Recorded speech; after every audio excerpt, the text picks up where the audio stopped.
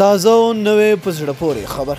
سبا به افغان کرکټ بورډ کې څه کیږي افغان لوبډله به چېرته ځي دا او دې ته ورته نورې خبرې راسره په دغه ویډیو کې وګورئ خو ویډیو راسره تر پایه وګورئ ګرانو مینوالو یو ځل بیا مو په سلامونو هرکلی کوم د افغانستان د کرکټ بورډ ویان فرید هوتک خبر ورکوي چې سبا پنجشنبه غرمه 11 بجې د یوې خبري غونډې په ترڅ کې افغان کرکټ بورډ د آیرلینډ په وړاندې 3 لوریزه سیالیو ته لوبډله اعلانوي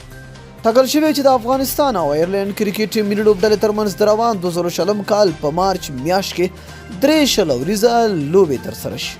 دا لوبې تر دې مخکې د آیرلینډ په کوربتوب پلان شوي خو آیرلینډ کرکټ بورډ د لوبډلې د زیات مصروفیاتو له امله یادې لوبې لغوه کړې وي خو یوه میاشت مخکې افغان کرکټ بورډ خبر ورکړ چې افغان او آیرلینډ لوبډلې به 3 لوریزه سیالۍ به راتلونکي مارچ میاشت کې د افغانستان په کوربتوب هند هیواد کې ترسره کړي دا لوبې د هند هیواد نویډا ښار په ګریټر نویډا کرکټ میدان کې ترسره کیږي